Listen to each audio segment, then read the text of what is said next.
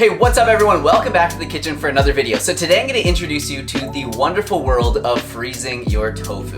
So in this video, I'm going to share with you why you might want to, how to freeze it, how it differs from regular tofu, and then of course, a couple recipe ideas. I'm going to show you how to make this amazing crispy panko breaded tofu, a ginger and garlic tofu with a very light but crispy coating, and then the way I most often use it, sauteed in tamari. So why would you want to freeze your tofu? Well, it actually changes the texture quite a bit and it makes it pretty amazing. So you know how when water freezes, it expands? Well, it actually does this inside the tofu and creates all these little pockets and makes it like a sponge-like texture. So it kind of reminds me of coral with all those tiny little holes. So this does a few things. It makes it a lot easier to squish the water out of. You've probably heard of people using a tofu press to press their tofu, or like putting tofu between like a couple of books or something like that to squish the water out. Well, this makes it so easy that you can just pretty much squish most of the water out with just your hands. Getting the liquid out makes it a lot easier to crisp up, and as I mentioned, makes it like a sponge, so it is just begging to soak up some marinades and different flavors. And it also changes the texture quite a bit. It makes it firmer, chewier, and a little bit more like meat.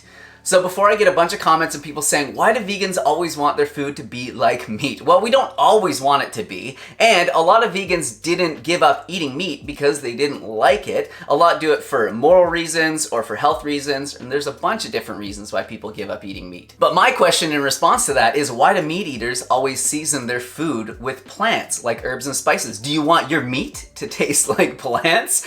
No, it's just playing around with different flavors and textures. That's just what cooking is all about. And that's what this video is all about, trying something new with a common food that we've all used a bunch of times before, tofu, and making it a little bit different. So this is a great way to prepare it if people don't like tofu or they've like never had it before. It just makes it so flavorful and like really crispy and really delicious. So how do you freeze it? Well, you honestly don't have to do much. You just throw it in the freezer, right in the package. Just chuck it in there. Then the day before you want to use it, pull it out, and then thaw it in the fridge overnight, or if you want it a little bit quicker, you could always thaw it on the counter. And I've even heard of some people microwaving it to thaw it quickly, or even throwing it into like a pot of boiling water to thaw it, although I've never tried those last two methods. It does go a little bit yellow when you do freeze it, and I don't know the science behind it, but it is totally normal. It happens every single time. So if anyone knows why that happens, definitely let me know in the comments down below. But it does go white again once it thaws. All right, so let's get into the recipes using this frozen tofu. They do get progressively easier as we go on. So the first one does take a little bit more time, but I think it is worth it. So I'm going to show you how to make these amazing crispy panko breaded tofu nuggets. So take your package of thawed, previously frozen tofu and drain off all the liquid and try and squeeze out as much of the water as you can. I just like to do this between my hands, and then after I'll just like put it into a clean towel and press it a little bit more. It really doesn't take very long. It'll just take a couple minutes and the tofu will be good and dry and just amazing for this next recipe. Next, you just want to cut the tofu into whatever shape or size you want, really. I found when I was testing for this recipe that a thinner nugget gave a better end result. So this is the size that I'm going to be using. And then just put that aside while we move on to the next steps. So this next step isn't totally necessary. However, if you want to get some flavor like right inside of the tofu and not just like on the breading on the outside, then you probably want to do this. It is definitely worth the extra effort. So 200 milliliters of vegetable broth. Then to that, I'm going to add 3/4 of a teaspoon of garlic powder, 3/4 of a teaspoon of onion powder, and then a pinch of black pepper. And then give that a mix.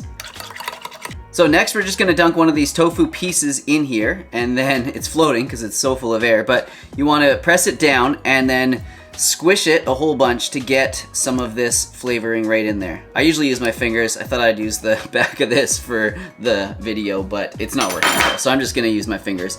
And then just kind of work it in there, soak up a bunch of those flavors, and then squeeze out some of the excess liquid. I know this seems redundant, but this is the only way to get flavor inside of the tofu for this recipe.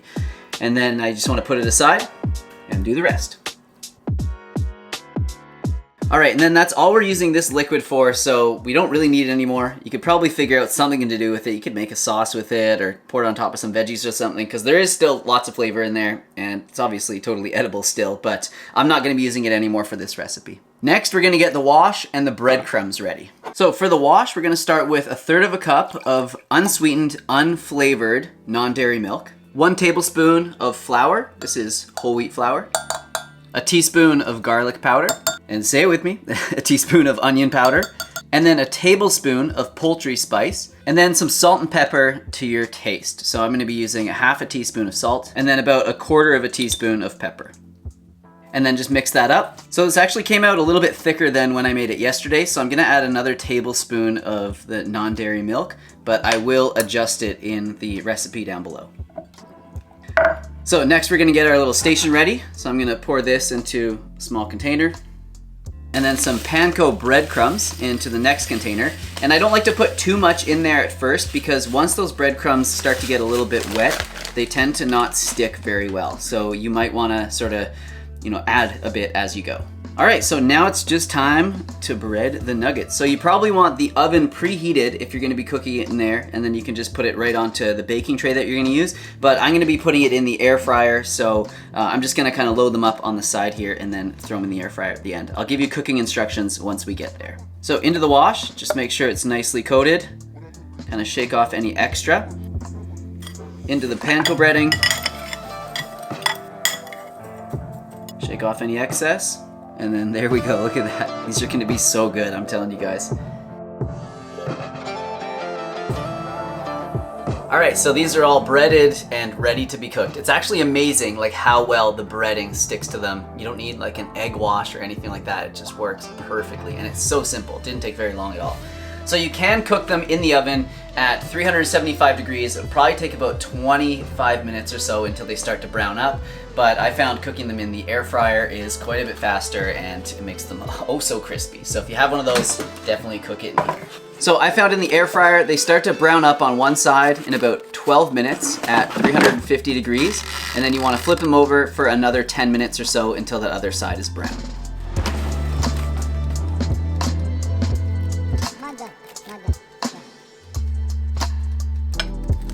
All right, so they're all done, nicely browned, so crispy. So let me kind of break into one and show you what to expect on the inside. It looks so much like the texture of a chicken nugget, which is pretty crazy. Definitely not like normal tofu. But anyways, who cares about how it looks? Let's see how it tastes. I've got a little barbecue sauce here. I'm gonna dip it in that. Oh man. So crunchy and so tasty. Wow. Listen to that crunch. That's crazy. So good. So I've just kind of prepared this as like a high protein snack, but obviously you could have it as part of a meal. It would be really good on top of like a salad, or on the side of like a stir fry or maybe with some pasta or something like that. It would be amazing. So anyways, I think you guys are really gonna like this. It is incredible. I'm not gonna lie, it's like 10 out of 10, just amazing. So let's get on with the next recipe, which is a crispy ginger garlic tofu. All right, so for this next recipe, you wanna do the same thing we did with that first one and just press as much of the water out as you can. And then I'm gonna be cutting this one into cubes. Then into a container, you wanna add 1 teaspoon of toasted sesame oil, and then 1 tablespoon of tamari or soy sauce. And then just give that a quick mix. Then just fire the tofu into the liquid. It should be just enough to coat the tofu. And then what I like to do to get some of the flavor like right into the tofu, and you guys have seen me do this before, is just take a bowl about the same size or just a little bit smaller, and then just give it a little squish down. And that'll help to move some of the flavor to inside of the tofu. Then in the separate container, we're gonna make the coating. This is gonna be kind of like the breading in the last one, but it's gonna be not quite as crispy. So just about a tablespoon of arrowroot powder. So no surprises here. A teaspoon and a half of garlic powder. A teaspoon and a half of onion powder. 1 teaspoon of powdered ginger. And then I like to add a pinch of salt and pepper to this as well. And then just mix this up. And then I find the best way to do this is just add the tofu straight to that container, put a lid on it, and then shake it up. And then as you can see here, it gives it just like a nice, perfect coating. Next, add some toasted sesame seed oil to a preheated frying pan, and then just try and fry each side of them until they just start to crisp up and brown. So this is definitely a little bit tedious trying to get each side of every cube to touch the heat, but it's definitely worth it. And if you wanted to, you could bake this or air fry it, but I did try that. It didn't turn out quite as nicely. You could, of course, cut this into a shape more like we did with the breaded ones, and then that way you'd probably only have to flip it over once, and it'd be pretty good like that. However, I just love how these turn out as cubes. All right, so here's how these ones turned out, and you can hear that they've got a nice crispy crust on the outside, and wow, these are gonna be good. Just sprinkled some green onion on there. Oh yeah. Wow, so good. That crust on the outside just holds on to so much flavor, and the texture of them is amazing. Like I said with the other one, it's like chewy, a bit more firm, and it's just got such good like mouthfeel. Man, these are awesome. All right, so let's just quickly move on to the very last recipe. These first two are definitely a little bit time consuming, but if you have the time, they're really, really tasty. And if you know someone in your life that's not like a tofu lover, or you haven't won them over on tofu yet, I think they'll definitely like, for sure, the first one and probably the second one as well. But this last one is how I most often will prepare my tofu, and I'm sure you've seen me cook it like this in videos before, but it's really simple. All right, so for this last recipe, I'm gonna keep this as simple as possible. I don't wanna do a lot of flipping, especially after that last one. So I'm just gonna cut the tofu into half, and then I'm gonna slice down the middle of each one of those halves. Place your tofu into a preheated pan. Then I just like to pour in some tamari and then kind of move the tofu around to soak a bit of it up. If you don't, it'll just kind of burn to the bottom of the pan. Saute it on one side for about 5 to 7 minutes until it starts to brown, and then just flip it over, do the same on the other side. And that's it. That is probably the easiest, but one of the most delicious ways to cook tofu that I often use. All right, so there it is. It is not pretty, but man, for how simple this is and how good it tastes, you just can't beat it. Oh, I love it. I could eat this like every day.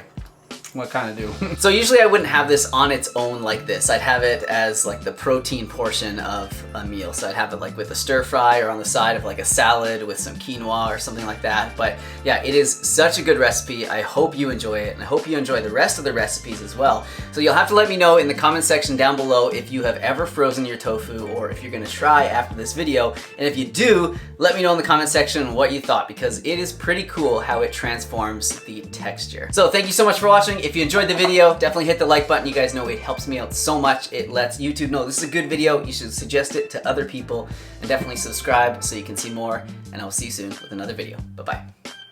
Here's some other videos of mine that I think you might like. And if you're looking for some delicious and healthy plant-based recipes, check out my new recipe ebook, Easy Vegan Comfort Meals. It contains over 60 plant-based recipes, lots of delicious sauces that I know you're gonna love. Thanks for watching, and thanks for the support.